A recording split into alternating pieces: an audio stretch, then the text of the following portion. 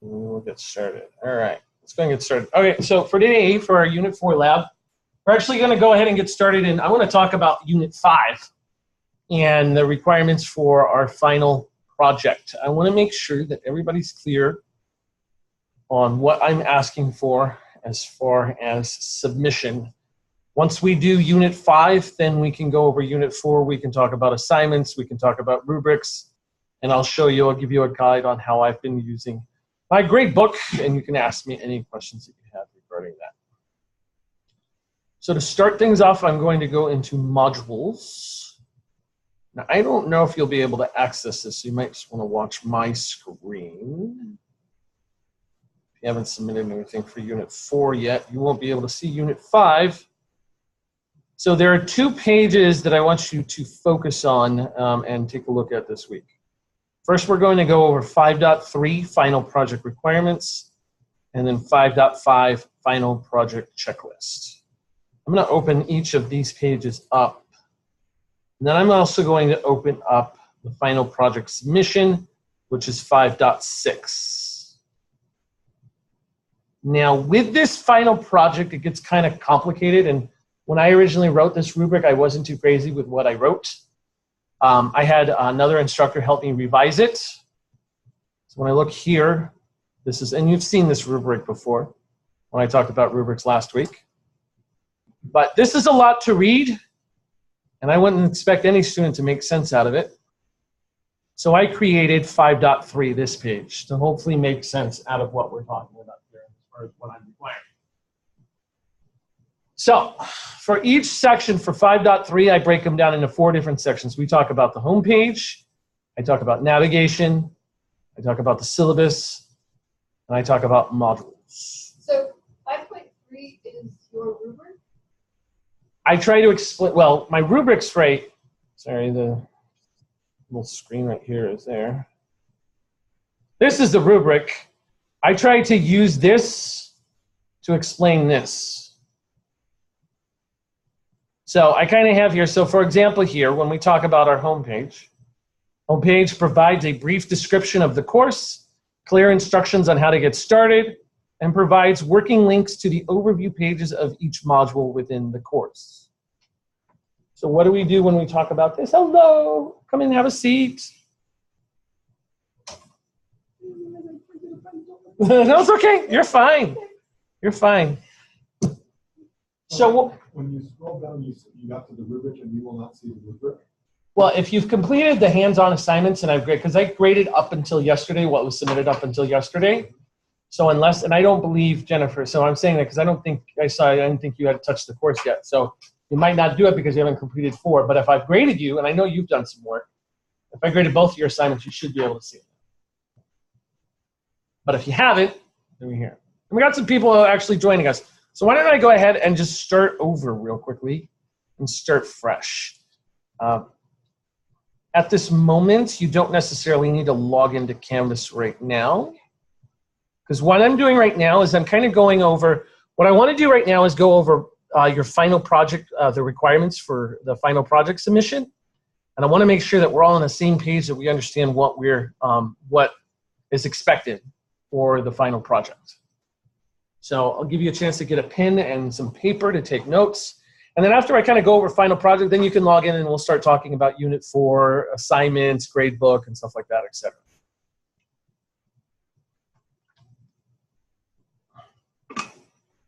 So to start things over,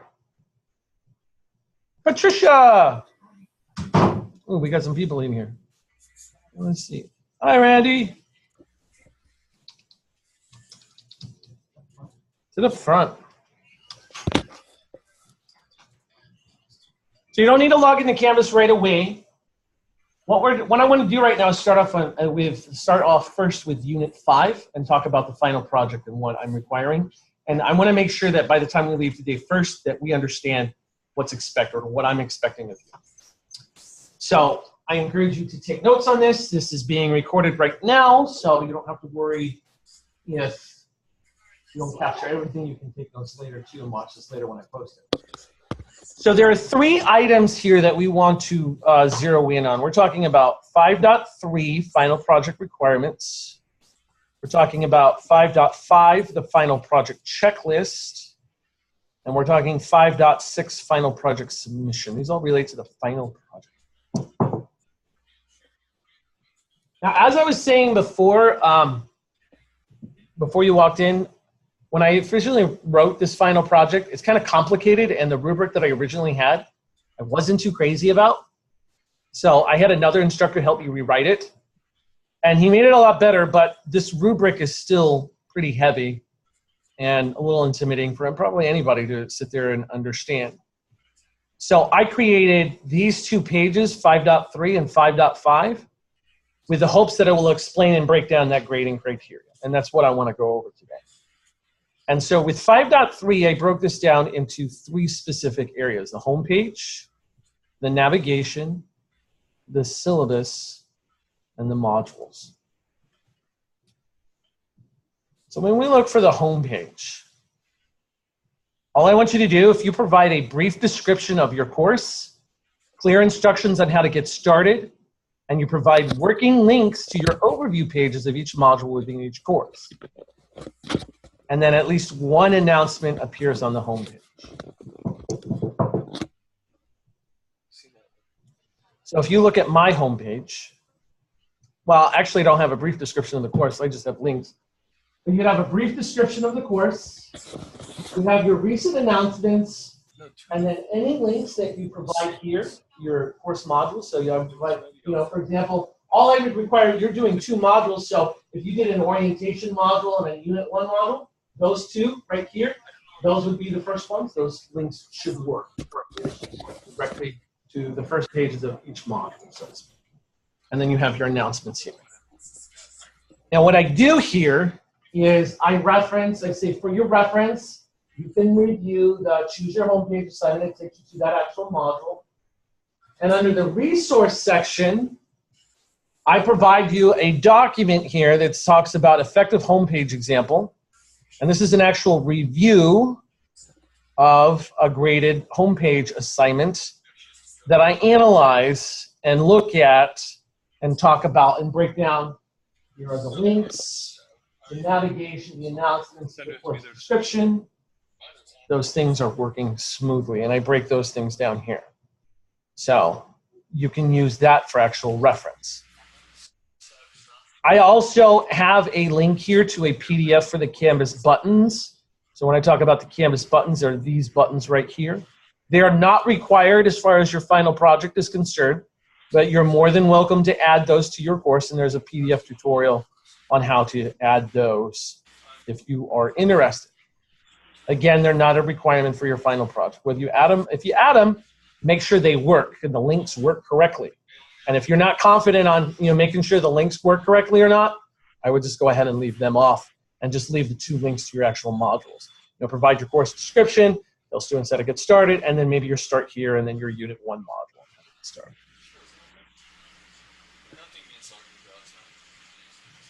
Minimize that. Navigation, we talked about this, I believe, in unit 3. And all we're talking about here is, as you see in my course, I'm going to go into student view. Your navigation needs to be simplified and easy to view. So all you have on your navigation should be home, announcements, syllabus, modules, grades, and people's arbitrarily, but these are the items that you would have here. The items I do not want to see, and I will mark off of as far as your navigation, if the assignments, quizzes, pages, and files. Those 4 items, if I see those up there, that's more, we want to limit the points of entry here. And if I see those, I'm going to mark that off on your course. Arthur, what we're doing right now is we're going over 5.3. We're kind of going over the Unit 5, the final project, some of the final requirements as far as what we expect. We've been going on for about 10 minutes, so once I post up the video, all you need to do is watch the first 10 minutes of what we're actually talking about, and it'll get you caught up. And we have a question here coming from the chat, so let me see what the chat has to say. Isn't people optional? Yes. Randy, yes. If you can hear me. I don't know if you can hear me or not, but people is optional, yes. People is optional.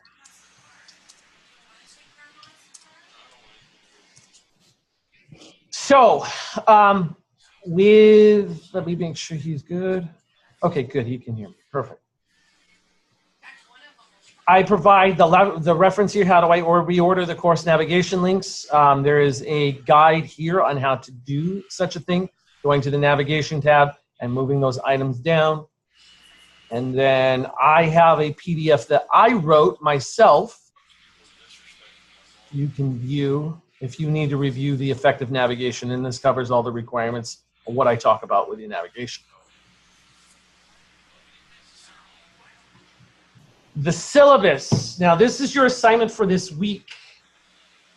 So when we talk about the syllabus, this is Unit 5.4, or content item 5.4. So let me go over that real quickly. You won't, if you haven't completed Unit 4 yet, and I haven't graded you, I graded what was up until what was turned in yesterday, and I see there's new items in today. I haven't had a chance to grade those.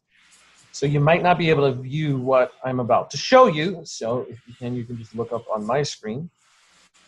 So we have a post your syllabus assignment here.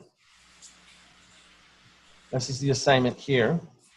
This is the requirements for that. So I'm going to go over these real quickly, and then you can just reference what I'm going to go over my syllabus section and show you how these model with these requirements.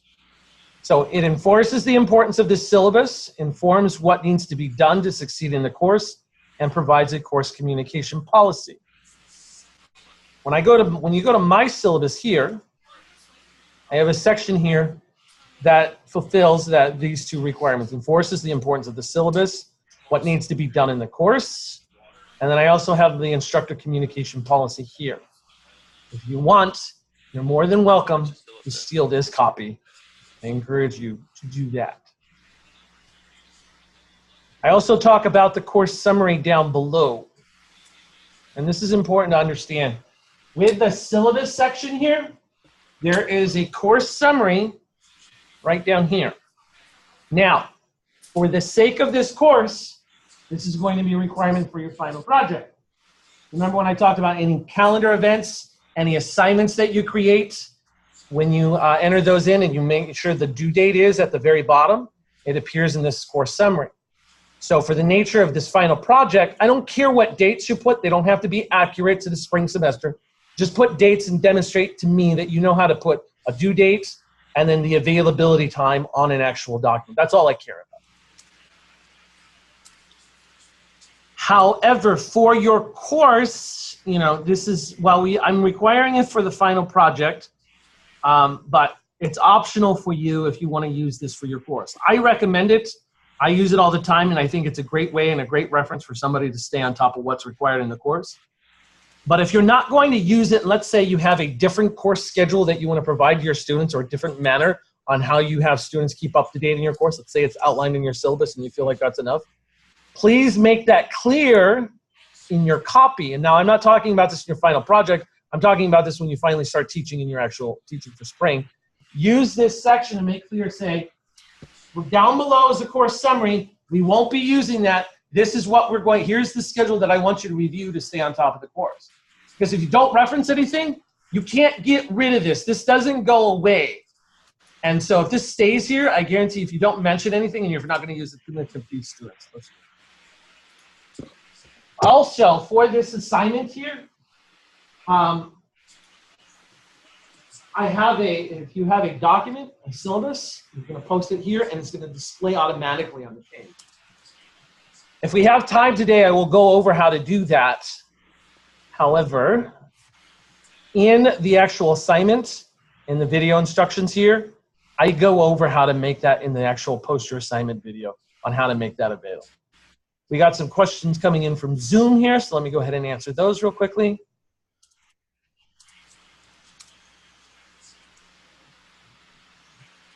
This is a great tool, you have a little spelling area there, Randy, so I'm not sure what you're already in the syllabus, always. This is a great tool. Is this already in the syllabus? Always.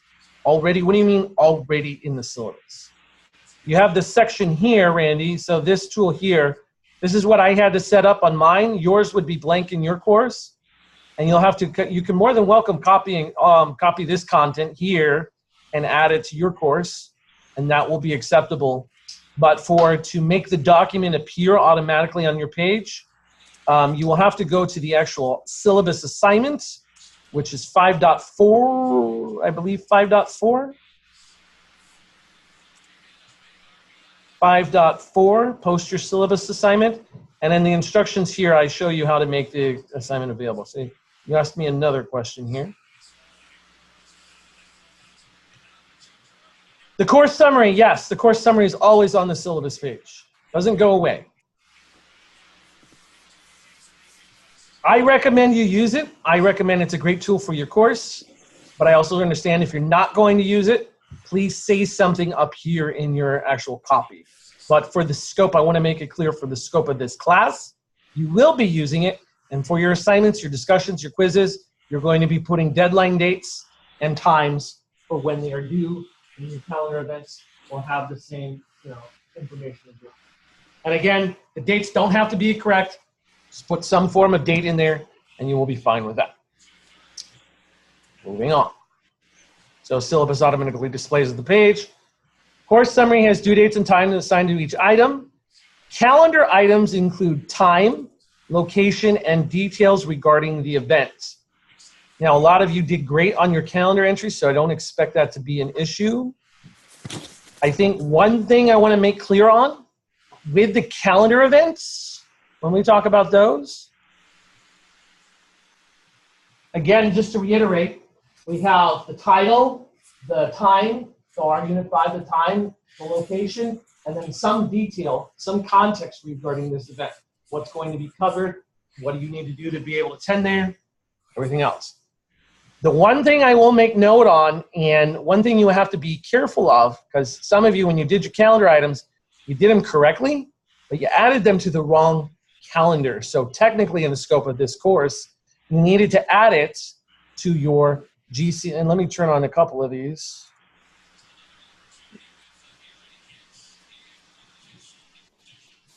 So when you're creating the actual event right here, and this is where you had your calendar here, several submissions chose the wrong calendar. And for your final project assignment, make sure that that calendar for this event and the events that you create is going to be on your GC Canvas Training Sandbox. Otherwise, I'll mark off for that one. So always make sure you select the correct calendar, and it's going to be your GC Canvas Training Sandbox. And that's the one thing you want to be mindful of when creating just a calendar event. And if you did that for the one assignment, all I really care about for that is the actual calendar assignment.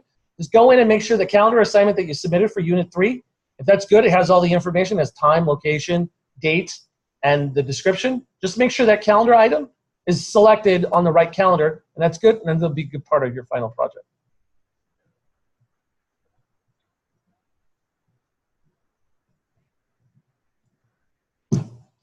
All right, let's talk about modules. I have to explain this one. So this one always confuses instructors when we have here. Base outline established for 2 modules. I say the modules must align with the course outline that was submitted for the Unit 1 create a course outline assignment. Okay, that does not mean that the outline that you submitted and the modules, they must be exactly the same, near exactly. I understand there's an evolution that happens as you continue to learn and you understand how Canvas works. And you might rethink, oh, okay, how I want to design my course is totally different from the way I had it at the beginning. If that evolution is shown, that's fine. The only reason why I sit here and I say the base outline must establish 2 modules, some instructors, when I first started doing this, did not understand the purpose of the outline and how it related to the actual modules. And either A, I saw a lot of incomplete work, or work that just wasn't acceptable for an actual course. So if I look in and I look at your actual modules and I see an evolution, or I see an evolution for what I would make a good consistent module and everything else, based on what you've shown me, that means that requirement. But if I go in and I see something that's clearly incomplete and it doesn't meet the requirements because there's supposed to be 8 content items completed, if I show it's not incomplete, that's where I'm going to start marking things off. Does that make sense? So we're supposed to use our original outline.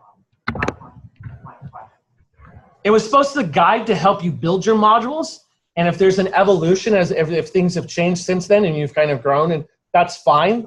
But if I go in and I look at your modules and they don't make any sense or don't have any resemblance as to what the original outline was, then that's where I sit there and do discrepancy. It's only for those instructors that actually don't complete the actual work. But most instructors that have sat there and have done the work, like you folks that are in this room and everybody that's online, right? I don't expect a problem with that.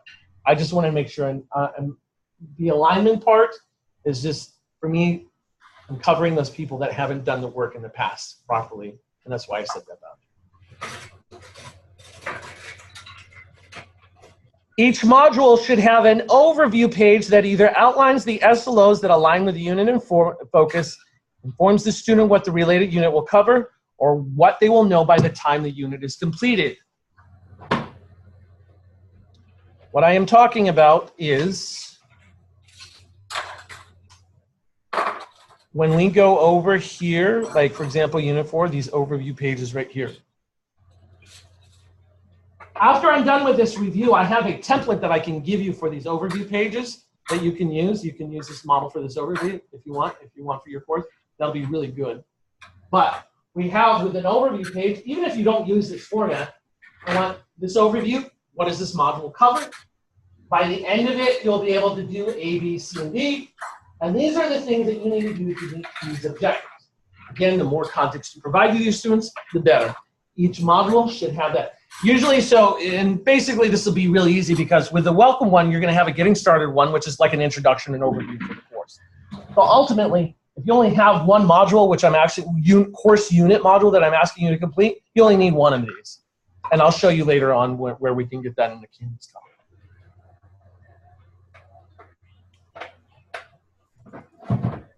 Have at least, I say, 4 completed content items within each module, or a total of 8 items. Okay, sorry. 4 completed Content items within each module, or a total of 8 items. What do I mean by that? In this course, you've learned how to create 4 content items. You learned how to create a content page, a discussion, an assignment, and a quiz. You did that via the course. I want you to do 4 more on your own. Doesn't have to be an assignment, a content page, a discussion, and a quiz. It could be 2 content pages, assignment, and a discussion, or 3 quizzes and an assignment, or 4 content pages. I don't care what it is, what combination it is. I just want 4 more content items that you create on your own.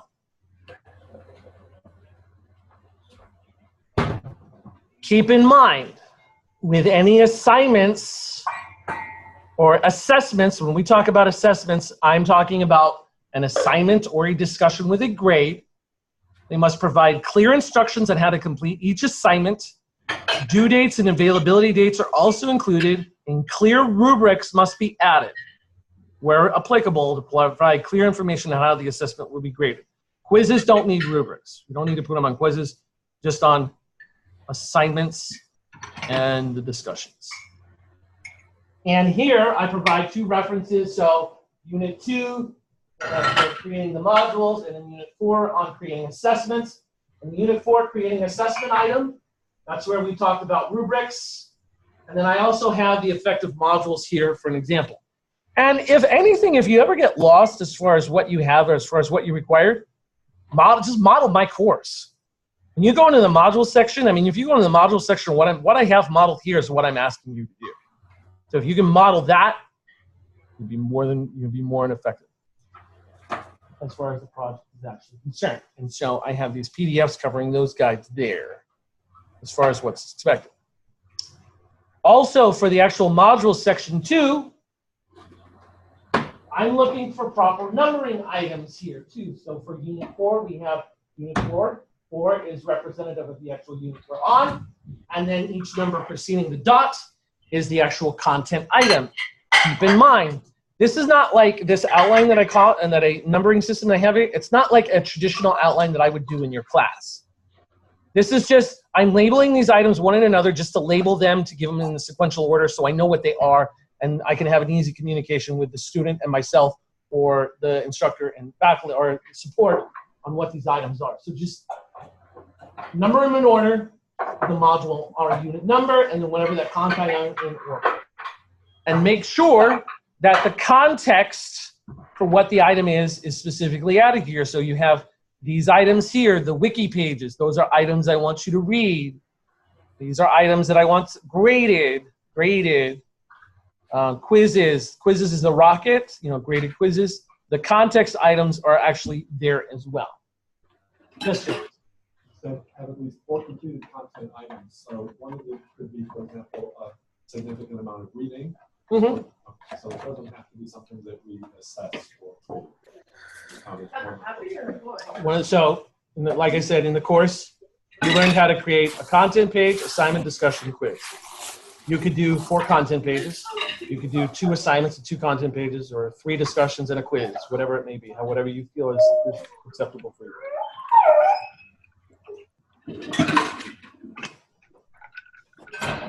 I also have here, as you go through, you also have this final project checklist here.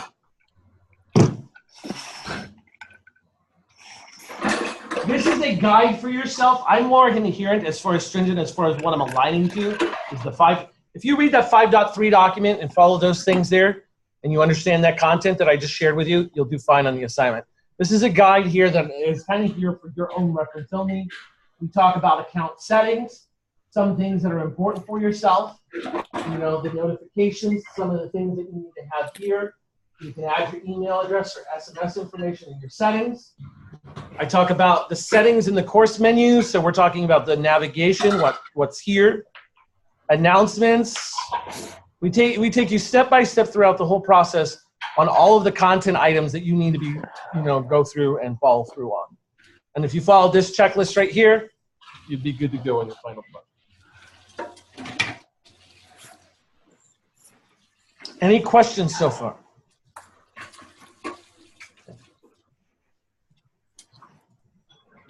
Let's talk about the final project submission. So it's going to be due by not this coming Sunday, by next Sunday.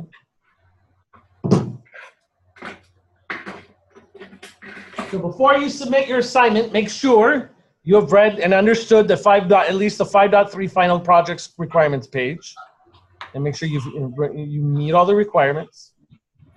When you're ready to submit the assignment, return back to this assignment page, click the Submit Assignment button, and then refer to the text entry box. The very first thing you will do is paste the URL address to your home page. Make sure that address is correct. I've had some issues, and I made some announcements before. Any incorrect URL submissions, automatic 0 on the assignment until you make those changes. If you're about to submit your assignments for this final project, and you're unsure whether or not it's the correct address, just send me a message via the conversations inbox. Chris, I'm about to submit, is this the correct URL address to the home page? And I will verify that yes or no. And you can go ahead and do that. Then you're going to answer the following questions. 1, what content items did you complete? So here you can sit here and say, I completed 1.2, 1.3, 1.4, and you can give me the actual numbers that you actually have here. If there's anything specific or you need to explain to me anything in the course, or if there's anything that you feel like like in the requirements, certain things that you didn't feel like you met, or you need to make exceptions of for your course, explain that and communicate that to me in question 1. The more you communicate to me about your course and what you kind of, and when we talk about, let's say, the 8 content items, and I'm a little confused about this one, I'm not sure about it, so this is why I made this decision. You communicate and justify why you do certain things in your course, and I look at it, great. I'll work with you on that. But if there's anything that I see you don't communicate to me, and I'm actually reading and everything else that might not be complete or anything else, I might knock you off for certain things that you might be concerned about. So use question 1 to communicate with me anything within the course that you actually did, or any concerns that you might have about the course and as far as how I review it.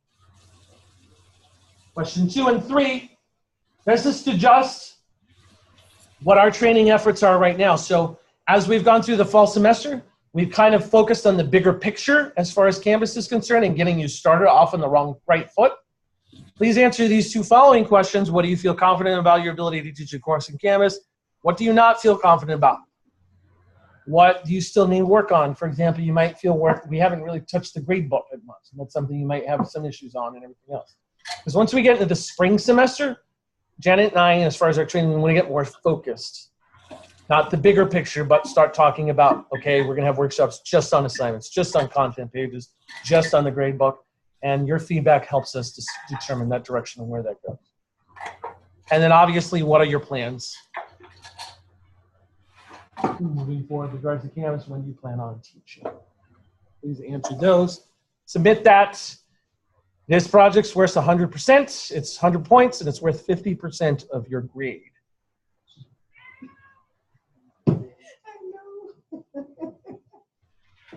So if we have any, that's why I kind of wanted to go over that first.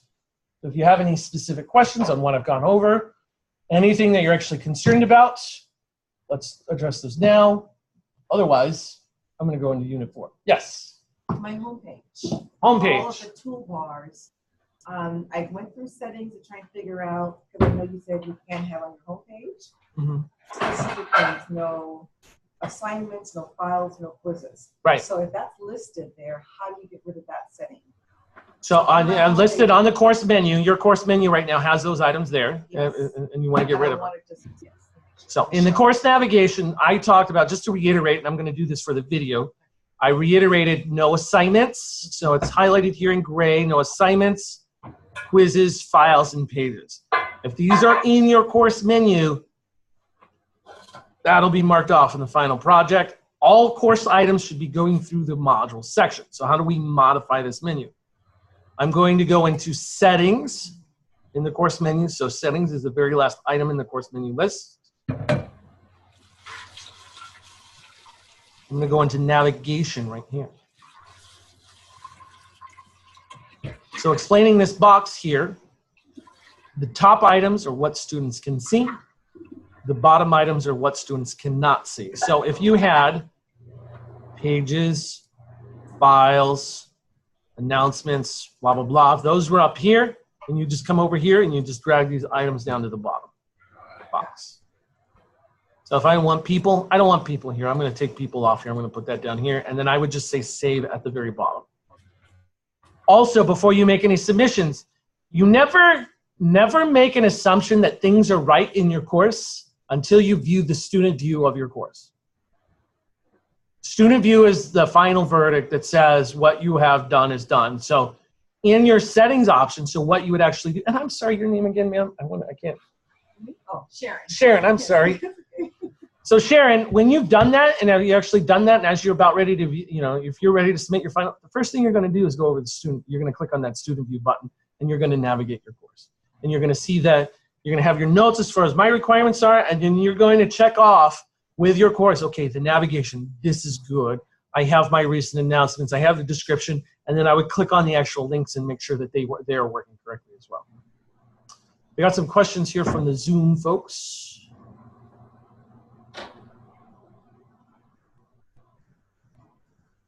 Can you delicately suggest to students who are aligned to mute their end until they have a question? The background noise is very distracting. Okay. So I guess I'm going to mute everyone here. All right, so just in case, so if Deborah mentioned there was everybody muted, we're muted. I'm going to mute everybody in the background. If you have any questions, just go ahead and ask in the chat area. So the background noise, so it doesn't confuse everybody else in the course. Moving on. Did you have a question, Patricia? No, I thought you did. Well, what's your question? I mean, I'm kind of taking open questions right now as far as making sure we're good for the final project. In chapter 4, I know a couple of questions I had. Okay. And that's why I want to go into chapter. I want to get into module 4 anyways. Okay, so in chapter 4, I use the Snagit software, the file that's created that's like PNG file, I think. Yeah, so what you're talking about is you're talking about the 4.5 use a speed grader assignment. So the idea was in 4.4 you created an assignment, and in 4.5 you graded yourself on that assignment and you did a screenshot of that and you submitted that to me. I did. Because then when I saved it, I wanted to look at it, and then it said, what are you using to look at it, right? Mm-hmm. I was like, no, I'm using the same software, right? Okay. So I just wanted to make Right. Picture, you could do a video and everything else like that. I thought I graded yours. No, we couldn't have. I just. You just finished it. All right. Well, we're going to grade Patricia's assignment because as we kind of, I'm going to use it because I wanted to talk about the grade book. Okay. And I have two more questions. Sorry. You can go that after. There's one about the outcomes and the rubric. That whole thing is very confusing to me. We'll talk about, I haven't messed around with outcomes, so I'm not really in an educated point to really sit there and discuss about student learning outcomes and how they work in Canvas. You can find out some points. We'll see what we can find on the Canvas guides, the point you there. But I'll talk about rubrics. Rubrics are the ones that will be more important for this course. I had a question. I used a text box to put the answer in. I was wondering if there was a way to create, like, well, when you go and grade my thing, you'll see. Okay, perfect. Because it was a little bit like confusing, but then I ended up doing a solution to it. But then I was thinking, if I was a student, I don't know if I would come up with that solution. Okay, So we'll take a look at I it. wanted to perfect it in a strange way. All right, and this will give a good segue as far as how I do grades and as far as the grade book is concerned. So typically you have grades here, and as an instructor, this is your grade book, and typically with Blackboard, this is what you would do, and you would see whatever assignments. So I would sit there and go through, I can see whatever assignments there have been submitted. And as we come over to Unit 4, I could go over and I can start grading these items. So I know I've graded Randy, Jeanette, and Jennifer. They still, they still need to work on these. All these assignments here, all these links here, these icons you see right here, these are submissions that have just been turned in that I need to grade. So these were turned in today because I graded everything that was submitted up until yesterday. You have file upload submissions. You know these icons here, file upload ones. These are ones that are graded here. Now, typically, to be honest with you, I hardly ever go to this page. I don't ever touch it. What I touch is called the speed grader. And so where the speed grader is I go on the home page. Actually, on the home page, you sit here and see I have this whole to-do item right here. So my first to-do item is 4.5. I got 2 items to grade. 4.4, I have 6 items to grade. And then 4.7, that was the discussion. That's 7. And then somebody's already turned in their final project. One person's already turned in their final project. So so they're already ready and ready to go.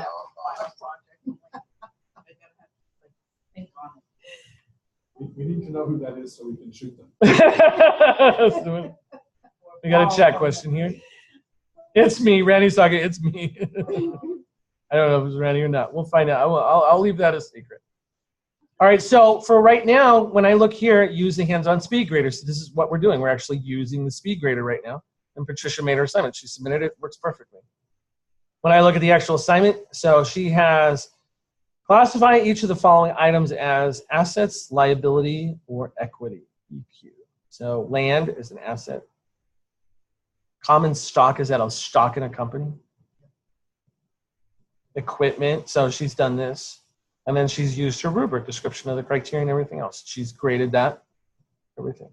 Now, one of the things that I noticed here, when I look at this right now, I automatically notice that this is not saved right here. And no, that is not, these are not saved as well. So when I'm actually looking, if you look on mine with my grades here, so Patricia, you did a wonderful job. You could either do with a view rubric, I grade right here and I click save, and it automatically appends the grade. Otherwise, when you do a entry here, I do 4 here, and then I make sure and I click right out of it. As soon as I click right out of it, it saves the grade. If you click here, and if you just type it in, because the problem that I had with this one, I made this mistake myself, was I would go right here, I'd say 4, and then I would write my comment here, great job, you did just fine, and then I would click submit and think that I'm done. This submit button right here, the submit button down on the bottom, especially for those online, the submit button only applies to the assignment comment. It does not apply to the number of the grade that I had. And so for the first times when I was actually doing grades and stuff, I would do this and then come back later and realize there's no grade here. And I know I entered in the grade.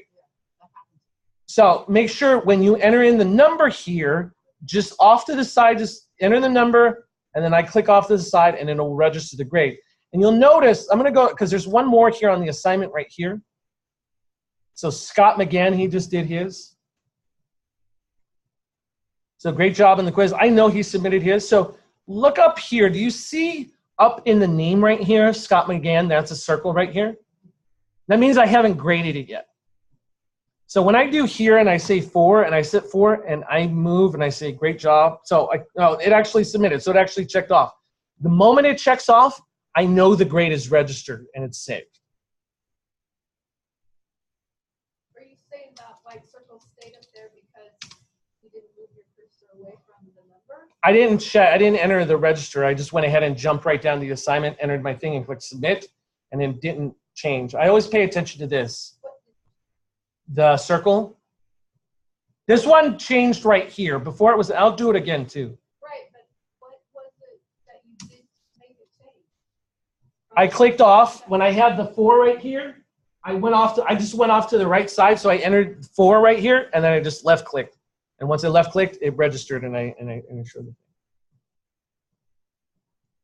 So isn't that weird? That seems odd that it would be programmed that way that you would have to. It's not intuitive, but once you get used to it, once you understand how it works out really well. Yeah, but it seems weird. Mm-hmm. It doesn't, because normally you don't set your cursor side left click to have something. You possibly could too. Let me do this real quickly. If I sit here, all I sit here and say, now let's go here. Miss Patricia, let's grade Patricia again. We'll do the quiz. So she did her assignment. She did her dates, she did her rubrics, she did all of her responses. Perfect, good job. The quiz, let's look at your quiz. You do your quiz, I preview the actual quiz. Want 5 questions here. Yeah, keep going. No, there's only one. So if I go over here, Oh, wow. That's weird because I did do 5 questions. And I don't know how to save it. oh, there are 5 questions. They didn't show though. Why didn't they show? I don't know. I had to keep hitting next because when I did it, the next question comes up. It doesn't. Oh, maybe you did it one at a time? Yeah. Man, that's probably why. One at a time? Okay, we're good. Well, anyways, I see 5 questions here. You got it. So let's go. I like the quiz. I thought the quiz assessment was easier to create than. Then in Blackboard? Yes, Perfect. I did. All right, so for Patricia, she gets 8 points. If I hit enter good too. So hit 8 and then enter. Or I'm used to the left click, so with 8, enter. I think the main thing that I wanted to sit there and clarify, Jennifer, is the distinction of when I first started using this is when I did the grade. I didn't hit enter. I just entered her comment. I would enter her comment for a quiz and then click submit. And sometimes it wouldn't save the grade properly. So all you want to do is when you're making sure and you're doing your grades, make sure that when you're checking off something, it turns from the circle to the check mark and you know it's graded and you can move on. Now, from the actual grade book, how do you get to the speed grader? I'm going to go into grades.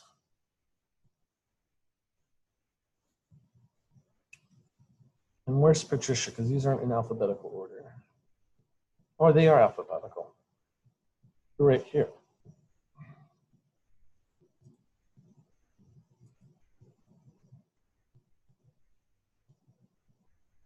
So this is that speed grader assignment for Patricia. If you look on my screen, you can sit there and see if I hover over, do you see where that triangle is right here? Click on that triangle. It gives details about the assignment, and I could say more details in speed grader. And then I can view it, and it'll take me to the actual speed grader. And I see your assignment. To get back to the grade book, I just click on the grade book, and I'm back to where I'm at. How did I get back to? Okay, so I'm in the grade book right now. And what I wanted to show you was how do you get to the speed grader for an actual assignment. So here's Patricia's assignment right here. And you sit there and see you won't be able to do this in your course, but here, there's a little triangle right here, right up the corner, the blue right here. I click on this, and then I say more details and speed grader, and then that's how I get to the actual speed Right, grader. but here's where you got to go back and mine won't go back. Right up here at the very top left-hand corner. Yeah, at the top left-hand corner, there's a gradebook right up there. You click on that gradebook, and it'll bring up the course name.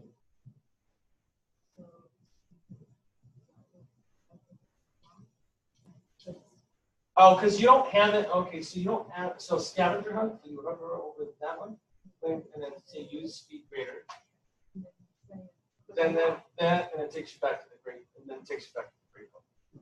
Your issue is right here is you don't have, so if you look at mine, you don't have your course menu showing. So, and when I click on my gradebook right here, it's still on the gradebook, but my course menu doesn't show. So I click on that hamburger button. I call it the hamburger button. Looks like a hamburger. So it's right next to the course title. And then my course menu appears. And then I can navigate to this.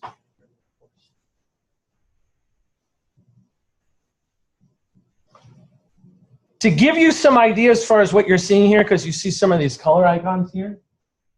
And it's kind of hard to sit here and see. If you see these items right here. They're pink on my screen. Those are late items. Yes, due date. Past due date. That's why it's important. Every time you do an assignment, it's important when you do your assignments, especially doing grade, assign a due date on those things. Because it gives you a direct indication, it gives you a visual indication in your grade book on what assignments were actually submitted. Like,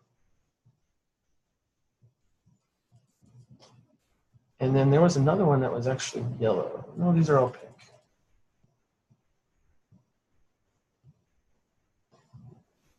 This one right here, you can't tell, but on my screen, if you were looking at my monitor, it's like a peach color. That's a resubmission. A resubmission. So we notice, like in Blackboard, I mean, in Blackboard you could you control the number of attempts and stuff like that. With assignments, for the extent of where the assignment is available, and as you can see, you know, like we did with our last assignment where you did, you know, you submitted for the quiz and everything else for the extra credit. The student can submit that assignment as many times as they want. Is there a feature for, like, in Blackboard, you could make an extension to student? If you wanted to, so the question is to make an exception for an actual student. So let's go into that speed grader assignment. I sit here and say edit. The assign box here, where we have the assign box where it says assign to. This by default is everyone. It's due on October 8th by 11:59 p.m. and it's available from September 11th to October 13th, which is next week. Now, if you wanted to make an exception for an actual student, I'm going to click add here and let's say Patricia, CHOW.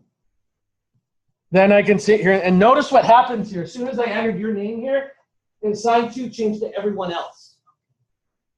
So everyone else is due on October 8th, but Patricia, I could sit there and say, Patricia, she's due on October 13th.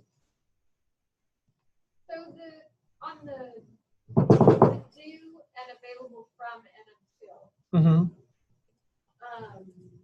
when you have it available until a certain date, it stays up there even though your due date, so say your due date was yesterday, but you have it available until the end of the semester in December. Right, so this one is like this one. This one's due on the 8th, this Sunday, but it's available until the 13th. So students, as long as that available from and until is there, that's when students can view it. Correct. So can they always submit it? Correct. So there's no way to block the submission after that due date? Well, you can make it unavailable. You can unpublish it. But that means they can't read about it. Right. So it's either or, you don't have the option to do both.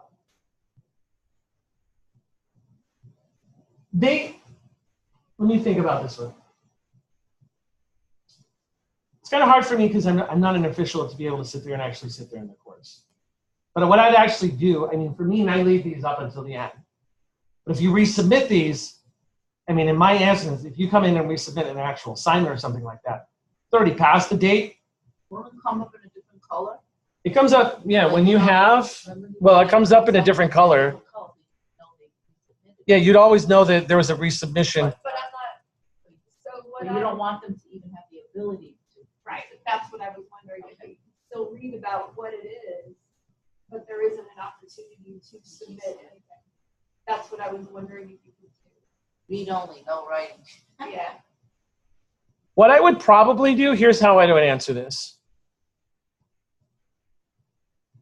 After the due date for an actual assignment is concerned, if you still wanted to make the assignment available, if there's still content you wanted them to have to read, I would probably submission type, and I would take away, so this online, so this one was a file submission. You're supposed to submit an image to me. After, October 8th, if I wanted you to still be able to actually read the content on this stuff, but I don't want you to submit anything, I'm going to take submission type, and I'm going to say no submission. I'm going to take your submission rights away. That's how I would sit there and do it. But wouldn't it still show up in the grade center? Yeah, it'd still show up in the group. Well, I mean, whatever they've done, if they submitted before the deadline, yeah, they'd still show up. But you're just saying no submission.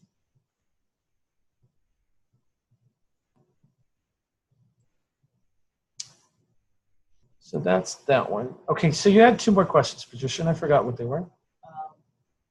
When I did the text box answer.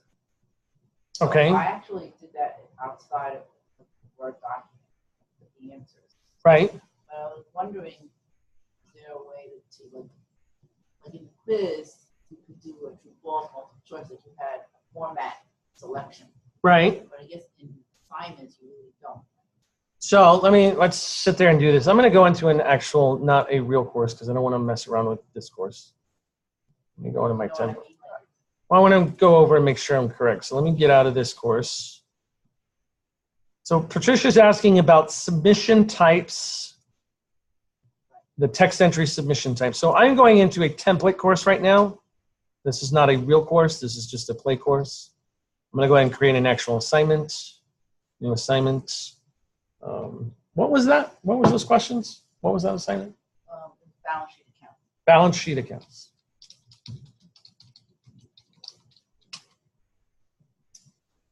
All right, so we have edits, you have your instructions, points, this is worth 1 point. We talk about, if we're submitting online, you only have text entry text entry, that's the one you were talking about. Yes, that's what I selected. And what issue were you having, what didn't you like about it? It was because of the format and the question and how you asked it? Well, I asked if I wanted them to put assets or liabilities on Right. equity. So I wish there was a way like to do a fill in the blank kind of thing that you select, but I guess that's There's not. I mean, for an assignment, no, that would be more of a quiz question, so to speak. that was it, you know. That's why I like the quiz. So just to clarify for the online video, she was clarifying she had a specific format in the question that she wanted to have answered that would work great for a quiz, but for the assignment and the text entry, it doesn't work so well. You have to do some special formatting. That's what she So was if I trying to was gonna clarify. do, like, let's say I wanted them to do it, students to do it, but not, it's more just for them to check their knowledge base instead of getting. You could do a grades. practice quiz. Okay. You don't have to do an official quiz. You can there's specific practice quizzes that you can create. What was the last one? And the last one had to do with the outcomes in the rubric. Because I read through that and I thought I understood it and tried it, but then it didn't really work out the way I thought it was going to work out. So I don't know. All right, so with outcomes are not in the scope of this course. So that's not a requirement for the final project or anything else. You don't have to be concerned about that. However, outcomes in the outcomes section is where you can manage your rubrics. And so I'm clicking on the course menu, in the left-hand course menu, it's 1, 2, 3, 4 from the bottom. I can click on outcomes, and then I click on, over in the far right-hand corner here, that's where you can manage rubrics. Not entirely obvious, but then I can manage my rubrics, and this is where I can create rubrics for my actual course. I can click on the Add Rubric button, and then I could fill out this information and save my rubrics here. What were you confused about? Well, so I tried to do that on one of my sections, right, assignments. Right. And then the program said that I had to sync it up because the point system was but originally my point was 6 points and then it made it 12 points. You want to make sure with your rubrics and your, I think the problem is, and I've done this mistake before with my actual assignments, that I've had the point total, the points here, not align with what I said in my rubric. And I think that's what you're referring to. Might be, but then I got late last night. And okay, maybe I don't need to do this. Didn't know, I wasn't sure if outcomes was in there. So then I reread it. There was nothing about outcomes. So No. I said, all right, just do the rubric. Just do the rubrics. That's all you need to worry about. Curious, like saying to myself, where did I go wrong on that? Right. Okay, that answers. Right.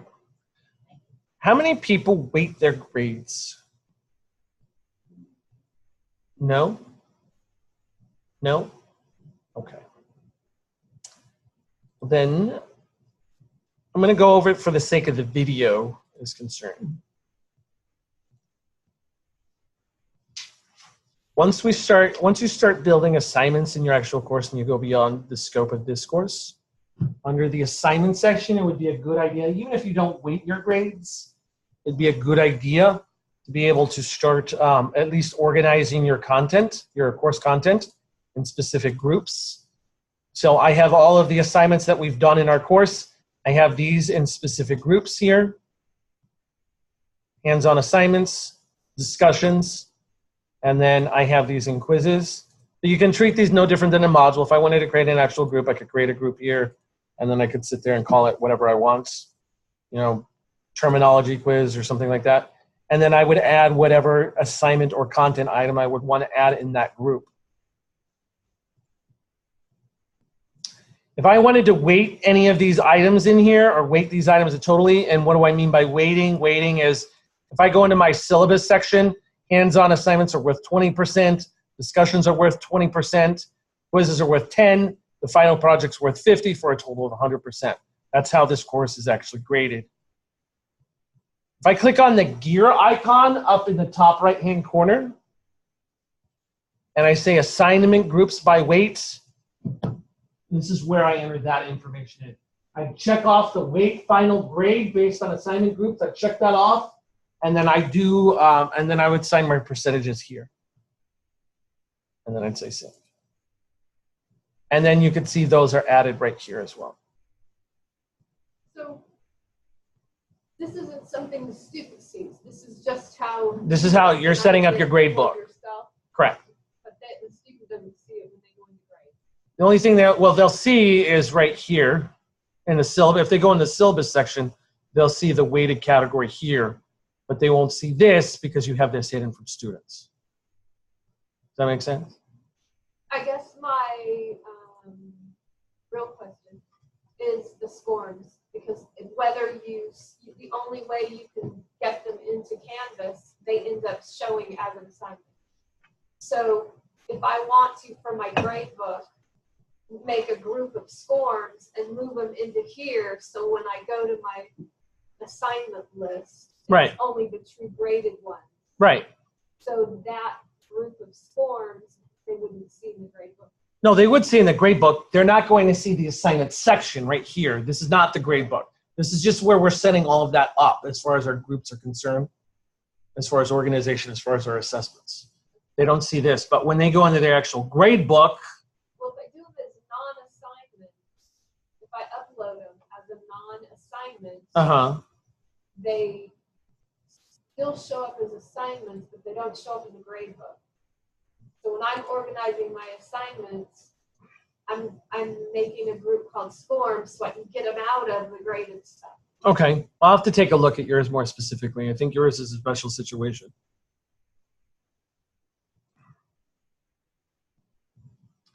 Also, if you have in that assignment section, when we go back here, the assignment section right here, if you ever wanted to, so for the hands-on assignments, if I ever wanted to, I could have sat here and done this where I click on the gear icon for this item right here, and then I say edit. And if I wanted to drop the lowest score or the highest, you know, ignore it, whatever, I could do that right here, or never drop whatever assignment within this group. You could do that right there. I'll click on the modules, assessment, speed grader. Are there any more questions, final project questions, and you want me to cover anything else as far as anything that we've done in previous lessons?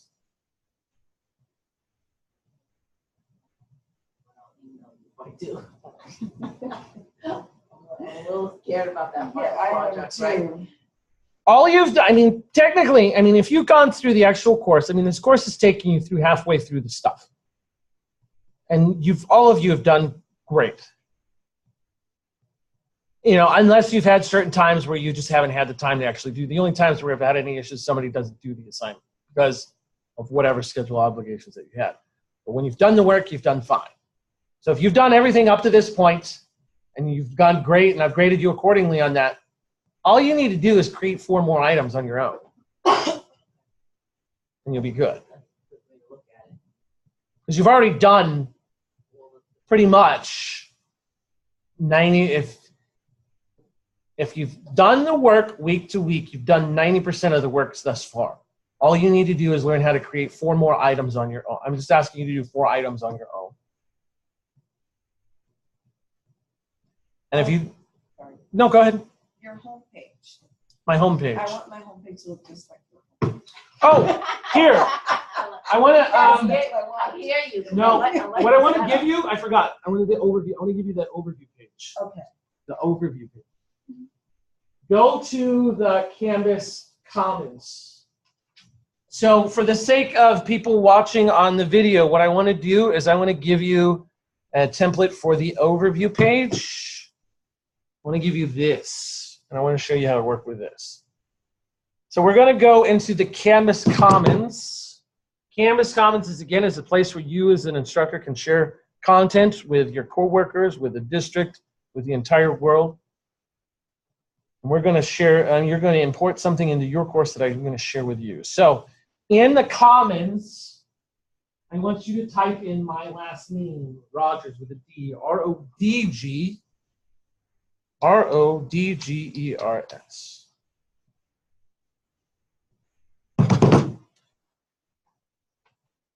The very first item right next to the cute koala is a link there that says Module Overview Template. I want you to click on that. Module Overview Template. Click on that. If you want this template for all of your courses, you just click the All button and then say Import to Course. Otherwise, just go into your course, find your GC Canvas training course, and check that. Put the checkbox in the Import to Course box, and then say Import to Course. I'm going to import it into actually the training, or into our actual course right now. Say Import to Course.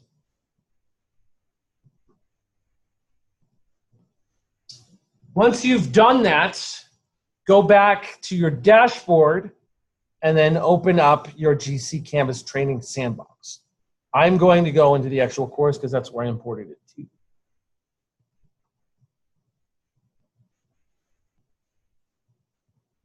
That is a content page you just imported into your course. So we need to go to the Pages section and make sure it's there. Now, it might be a little hard for me to find here because I have a long list of items here. I might have to redo this again. What you need to find is that overview template.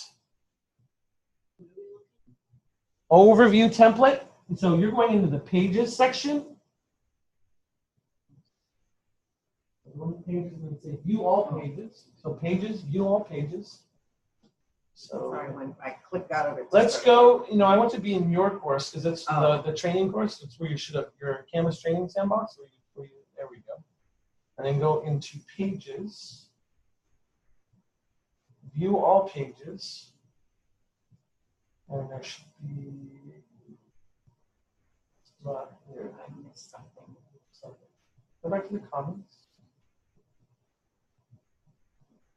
So save authorize. Type in my last name. I think I did. You have a D in your last name? Yeah. Oh, okay. So that is module templates.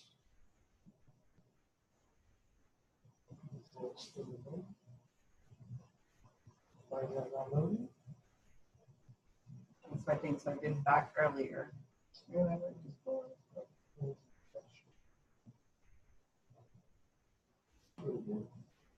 Courses? No, just do my last. So for the video, if anybody's on the video right now, I'm helping a faculty member. The computer's a little slow right now. So we're helping them get the template into their course. So that one. Do it again. There we go. And then let's just do all. Just for the sake of all right, let's do all. Done. Go to the dashboard.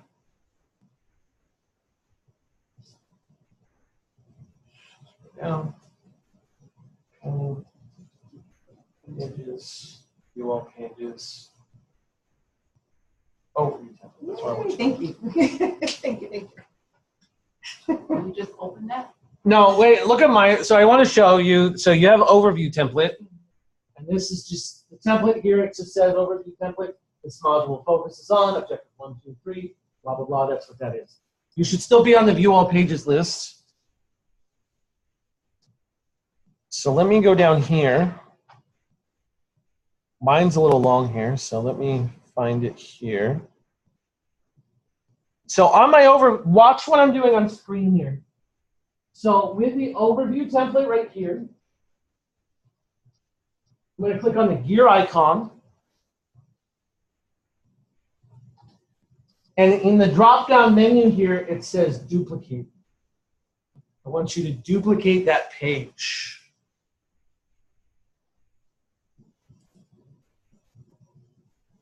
When you duplicate that page, you have right here, you just sit there and see it says overview template copy. That's a copy of that page. There were? Yeah. Mine said. Go view all pages. Okay. Duplicate. There we go. Being slow. Good, Arthur? James, you're good. So now open that overview template copy. So click on an overview template copy. And this would be, I'm going to assume this is going to be for module 1. So we would sit there and say, if this is for module 1, I'm going to say 1.1 overview or unit course module overview, whatever you want to call it. What do I call them? What do I call them on the page? So I just say 4.1. So I just say 1.1 overview. And then I would say read. I'm going to save and publish that.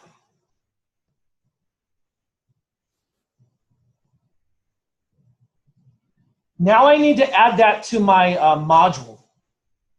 And so I'm going to go into modules.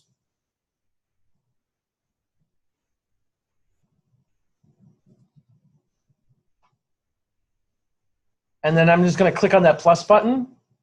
And I'm going to go to content page. And then I'll select that overview. And I'm going to add that item. And there's my overview page. And I would just drag that accordingly. And then so every time, like as you go through and you're creating new modules and stuff, and you can go through, just duplicate that overview template and you can reuse it over and over again. And then you can edit it accordingly. I'm going to remove that one there. We had a question from the chat. Let me ask you there. All right, so Debbie's asking me to go over duplication again. So let me go ahead and do that real quickly. So to duplicate files, and let me do this. I'm actually going to do this, Deborah. I'm going to actually do this in a training sandbox. So I'm going to go back here. And I'm going to reset some content here. I'm going to go here and let me see right here it is. So right now I'm in a training sandbox. It's not as overwhelming as my actual course page. Let's pretend that for this actual course, I'm going to create a new module. So I'm going to create a new module here. We're going to call this module MOD, module 5. And I'll just temporary enter title, so I'll change this later. I'm going to enter that right there. So I have my module here. And what I want to do is I want to add an overview page for my module 5. I've already imported that overview template. So I'm going to go into pages, and then I'm going to go into view all pages. And then for that overview template, I'm going to go all the way over to the gear icon. I'm going to click on the gear icon, and then I'm going to say duplicate, because I don't want to touch the overview template. That's one I want to keep for myself. I'm going to duplicate. Got it. That's the step I missed right there. Oh, perfect. Awesome. Perfect. Thank you. For the sake of example, I'm just going to finish off what I'm actually doing for anybody else that's watching the video later on. So once I have the overview template copy, I'm just going to go ahead and click on the link here. I'm going to say edit, and I'm just going to quickly sit here and say this is for my module 5. I'm going to say 5.1.5 overview, and then I'm going to sit here and say read. And then I need to, I'm going to save and publish this, and then I need to add this to my module. I'm going to go into modules, and then for module 5, I'm going to click on the plus button for that module. I'm going to add a content page, and then I'm going to add that 5.1 overview, and then say add item, and then there we go. And then you can add it, and then you can go over here and edit this content however you want. So hopefully, make sure you understand this. Otherwise, let me know later on, because this will be part of your final project requirements. Thank you. Yes, Patricia. I had 1.1 already. Mm-hmm. Just a placeholder for chapter 1. Right. But now that I'm doing the overview of chapter 1, can I delete that 1.1? You can. Now let's make sure and clear about that one. So what Patricia's saying is, Patricia, she had a 1.1 overview. She had already created one, but she sees this one. She likes this one a lot better, doesn't want to use that old format, wants to get rid of it. You want to make sure and really clear with modules and stuff like that when you're actually doing stuff. What I would normally do, and don't do this right now, what you would commonly do is I would click on this icon right here, and then I would sit there and say, I would say remove. You know, I want to remove this item here. And you sit here and you see a little trash can. So what you're sitting here thinking is, I want to remove it. I'm thinking it's going to be removed from my course completely, right? However, when I remove this, all I'm doing, and remember, and let's be clear on this, are you sure you want to remove this item for the module? Yes, okay, it's gone. However, if I go back to my pages section, that item 5.1 is still there. So it's removed from your module. It's not removed from your pages. And as you can see from the way my course is at right now with all my pages and stuff, it would be great for you to practice some level of organization, because I don't want you to sit here and see and deal with a mess like this. So when you actually delete something from your actual modules and you know it's something you want to get rid of, I'm going to go into the actual modules here. And if I wanted to get rid of like this balance sheet accounts, I'm not going to go gear icon remove. I'm going to click on balance sheet accounts. I'm going to click on the gear icon for this, or it's not there, is it? Let me do that again, because I went quick. I'm going to say edit. I'm going to click on this icon, and then I'm going to say delete. For content page, it would be different. Let me delete. So that's slow here. That's freezing right there. So let me go back in. So for an actual content page, let's say I want to delete this 2.1 overview page. I could click here and then say gear icon and then say delete, and I would get rid of this page. And it's completely removed from my course. Like, Almost that we move the delete. Delete these everywhere, maybe. Delete is completely gone from your course.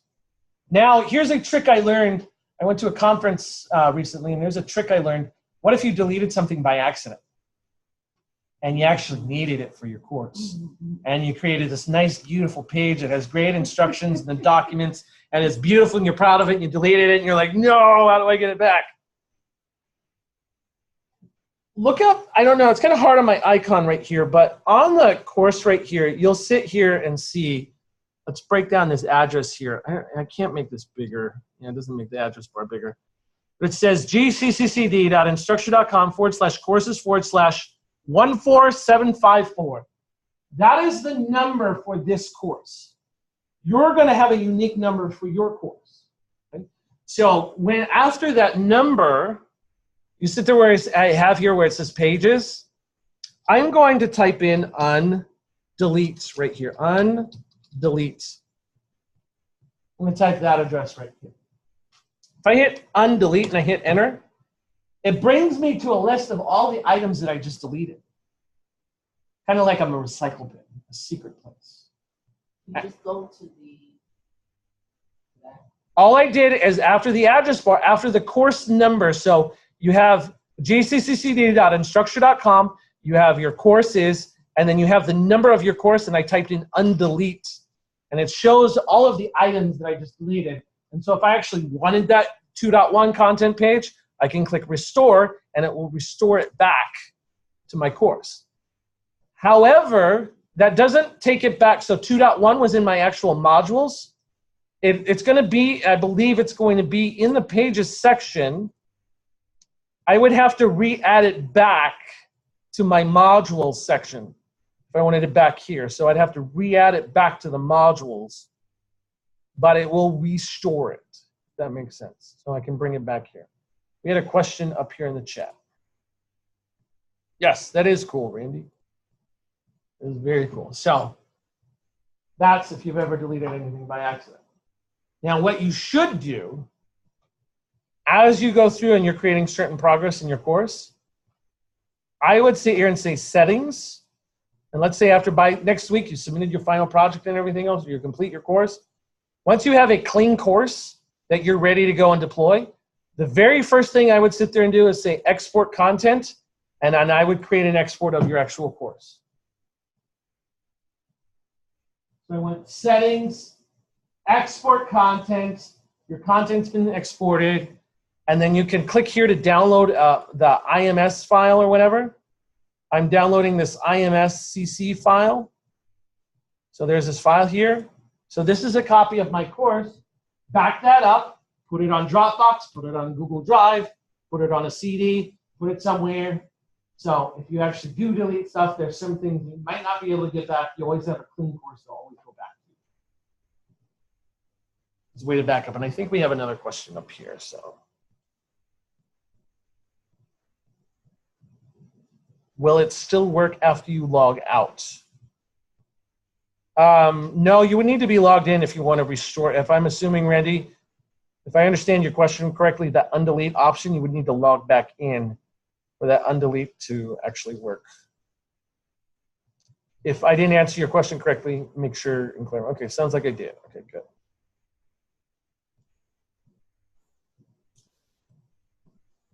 All right, so unless there are any other questions, I'm going to reiterate again. Make sure after you've done Unit 4, make sure you understand the 5.3 final requirements page. You can work through the actual syllabus, posting your syllabus in Canvas. I go through all the instructions here. 5.5 is an actual checklist that you can go through step by step to help you make sure that what you're about to submit is correct. And again, I reiterate, when you're about to submit your URL address, if you're unsure, you know, the address to your homepage, if you're unsure, send me a message in the conversations inbox. Send me that URL address. This is the correct link.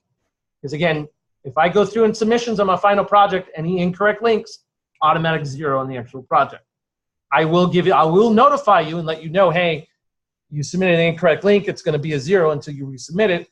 But to avoid that headache, just send me a heads up ahead of time, and I will confirm with you whether or not you're submitting the correct link. Then your final project submission. Make sure you're clear. Anything that you want to explain to me or clarify to me about your course, make sure you put that in question 1 and then answer the rest of the questions. And then the one thing I ask here, it's nobody loves filling out surveys and stuff like that. But at the very end, there is a course evaluation survey right here.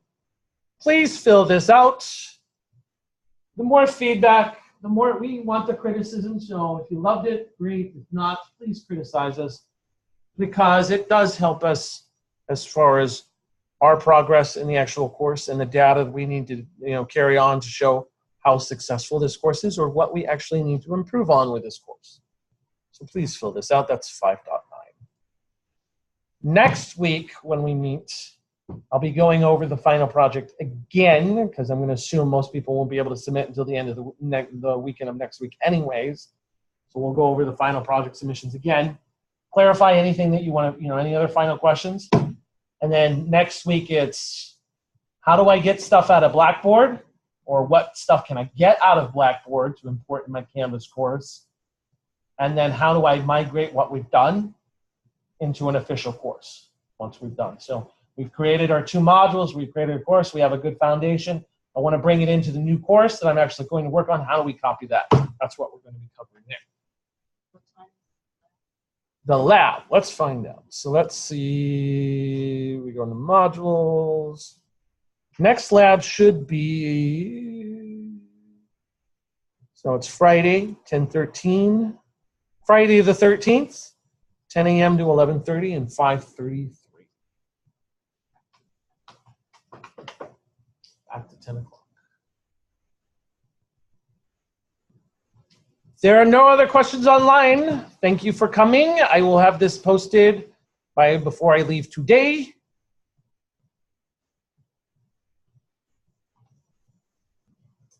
Hey, glad I could help. I'll have this posted by the end of the day, so you can watch it again if needed be. Otherwise, I'm going to stop the recording. You take care, and I will talk to you later.